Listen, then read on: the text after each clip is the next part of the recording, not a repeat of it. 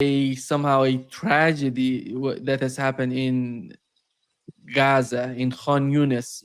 A 14-year-old kid boy was killed by Israelis, and there is a report by the UN on that. And here is what they said.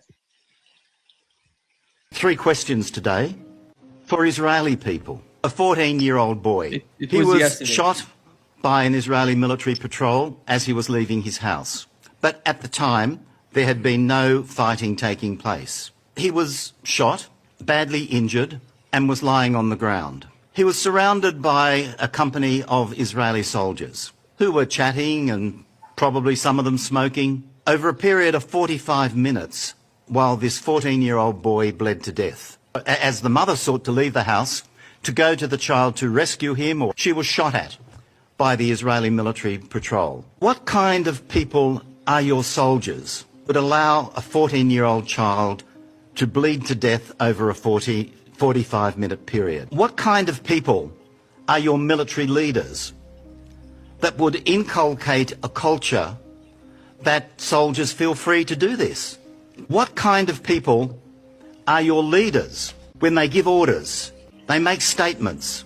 The Commission's findings are that Israel targets children to weaken demographic vitality and deny the Palestinian people's right. Based on all the evidence gathered, the report makes legal findings and concludes that the Israeli authorities and the Israeli security forces have deliberately targeted and killed Palestinian children and destroyed their childhood.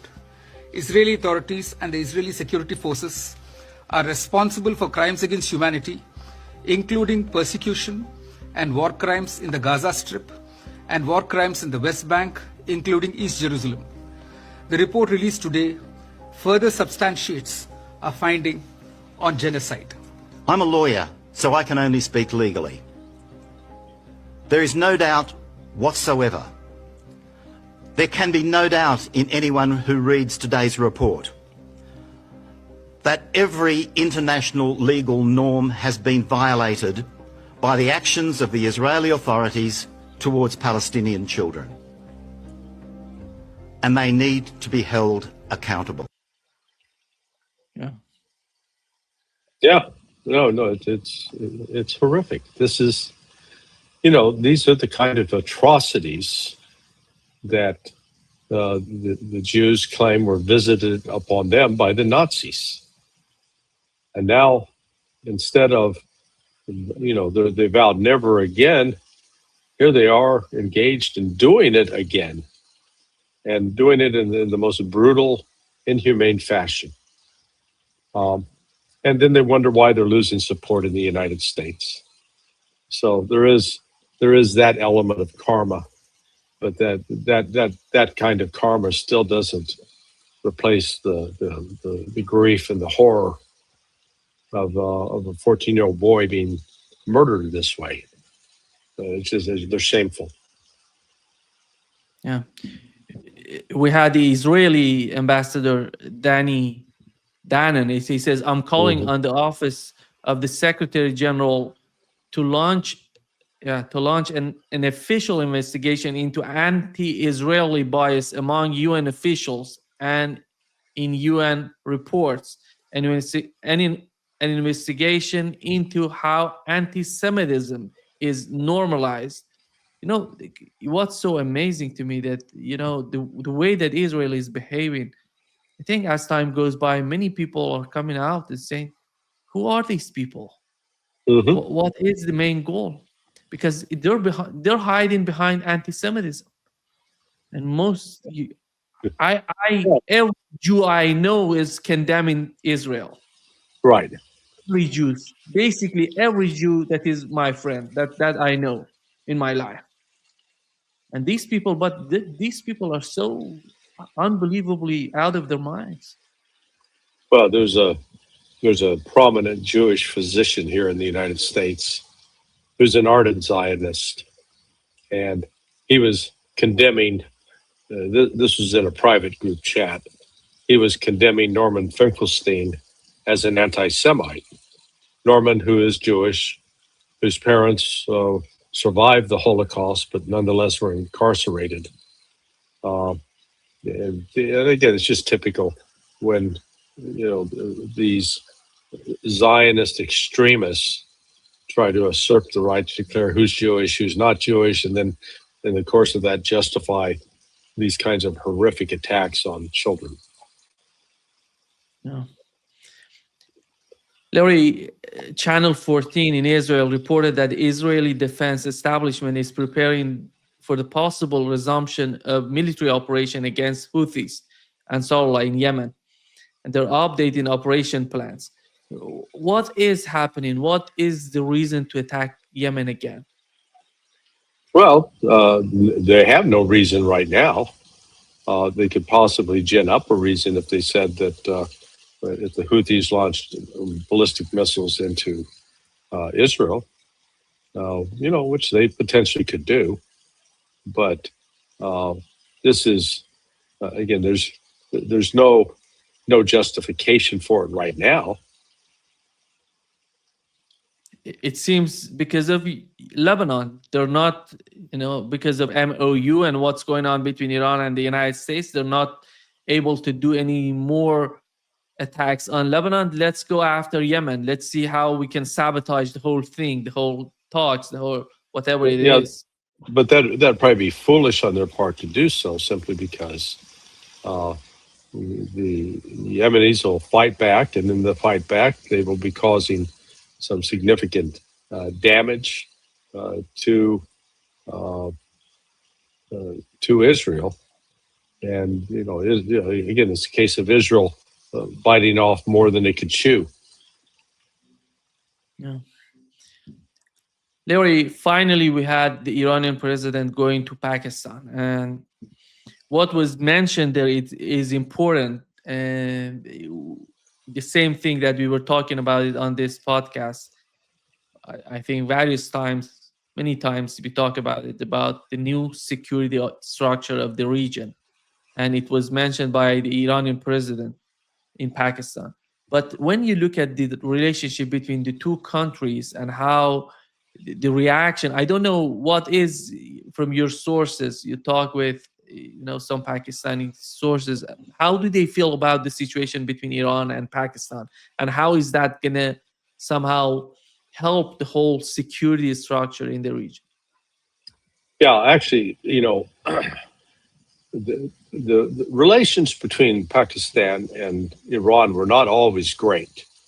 There were always some tensions, sometimes over Pakistan's feeling that Iran was not acting aggressively enough against some Baluchi terrorist threats, etc.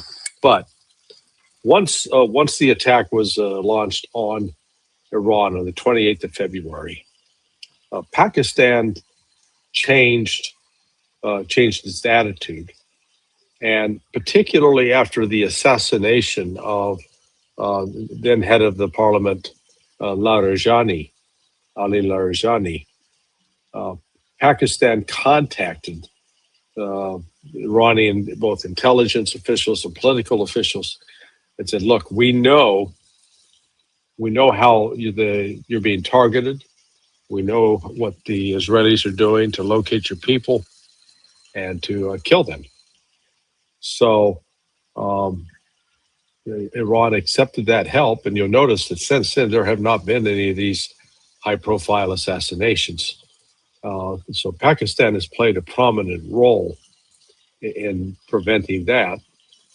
Their role in the talks back in Switzerland last Sunday also played a critical role. They intervened 3 times just to keep the Iranians from walking out in the face of insults from Donald Trump. At the same time, they convened a meeting of the other foreign ministers of Egypt, Saudi Arabia, Turkey, and Egypt for the express purpose of talking about constructing this new security architecture for the Gulf.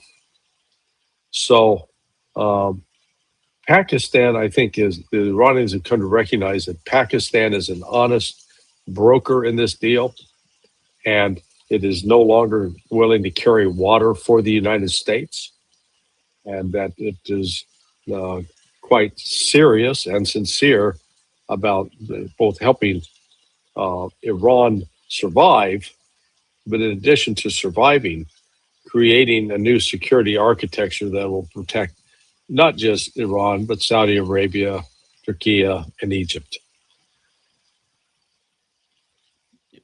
Axios reported today there was a meeting between the two sides, Lebanon and Israel. It says that it ended without progress. And I would be curious, what is the main goal of talk between the two sides when the government in Lebanon is not basically responsible for any sort of fight against Israel? Mm-hmm. So do you see the moment that they would bring maybe Hezbollah or some players, important players in Lebanon into the discussion, into the sort of, talks they have? And the other point is, Larry, that as we've seen, the president of Lebanon came out and said Israel has to withdraw totally from Lebanon. And this could have done, maybe the United States is pushing for that because the guy is not independent, and we know that. How do you see the situation between the two, as Israel is denying maybe they're going to get back to 2024, the sort of ceasefire they had, withdrawing from some regions, not, totally from Lebanon? Well, I think their initial goal was to see if they could make any progress with the Lebanese on, going after Hezbollah. And, I think the government of President Aoun was like, no, we're not going to do that. So after that, then Israel's got to figure out an accommodation, a way to withdraw its forces without appearing to withdraw, and then accepting a new ceasefire arrangement with Hezbollah that'll last, who knows, until the next desperate internal political disruption in Israel justifies an attack outside. Because today was reported that Benjamin Netanyahu, he held a meeting, a security consultations, with his cabinet about the situation between Syria and Lebanon, because they're afraid that the United States may bring Syrian forces into Lebanon to somehow force them out of Lebanon. I don't know what does that mean, but it seems that Israelis are taking that seriously. I don't see how Syria could do that. I know that Trump talk openly about it, but it's absurd. The Syrian army doesn't have the logistics capability to support or sustain such an operation. So, these troops are not endowed with magical powers. They are, they're up against having to, having to get their own, they don't have the power, and Hezbollah has the infrastructure in place to defeat them. So, I don't see any of that happening. Yeah. It could be an excuse for Donald Trump to use that. Everything is possible with Donald Trump. This is the problem. Well, again, Trump's got a problem. He's made a lot of promises, and doesn't want to admit that the reality is that Iran still holds the keys here. Iran is still in control of the agenda. And by virtue of having Pakistan's support, that's the other element here. Did they talk about in Pakistan? Are they talking about Saudi Arabia as well, or it's all about Iran? Oh yeah. In fact, is it Friday that Sharif and Munir are flying to Saudi Arabia, and to I think seal the deal on providing, if you will, a nuclear umbrella to the Saudis. So this is, like I said, Pakistan is, they're playing a major role right now in restructuring the whole regional security package. Today, the head of Iranian parliament, he was in Azerbaijan, Baku. He said that the security of one country cannot be at the expense of insecurity of other countries. It's Right. basically, this comes out because many people are arguing that Iran wants to dominate the region. They want to be, superpower. They want to but that's not the case when it comes to the Iranian government. You don't see any sort of sign that they want to do anything against any of these countries that were used against Iran during the war. Right. And the agenda, how is that going to be perceived by Pakistani government, in your opinion? Do they understand the Iranian position? Or which agenda? Agenda of dominating the region. That's not going to...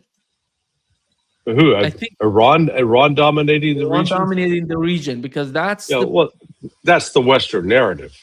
But that's not Iran's. Not only Western narrative. You hear it in Kuwait, in the UAE, and maybe in Bahrain. Well, they're just parroting. They're repeating what they hear from the West. But Iran has demonstrated that it's not seeking to dominate any country there in the Persian Gulf. It's looking for a partnership, in particular with Qatar. That would be the least likely of any of them to be ensnared in let's call it a slave trap, or to become a lackey of Iran. That's not Iran. That's not how Iran operates.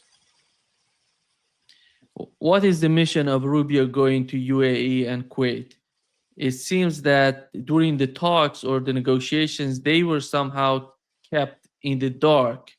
They don't know what's going on. That's why he's there, or is something beyond that, Larry? No, I think that's why he's there.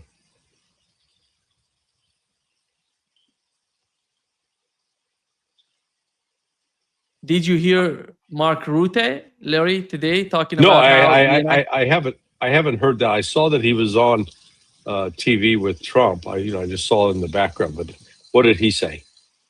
Yeah, he said that 5 military bases, 500 U.S. military aircrafts took off from bases in Italy to participate in attacks by the United States and Israel against Iran.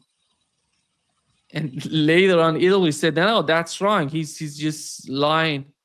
And when it's I think it was this way, and he's giving us the information that we didn't know about it before.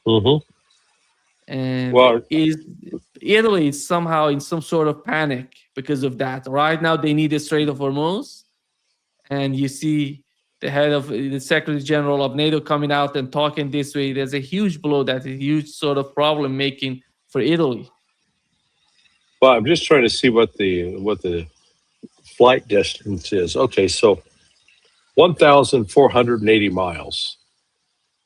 If an F-35 took off from Italy, or an F-16 for that matter, the F-35's range is 5.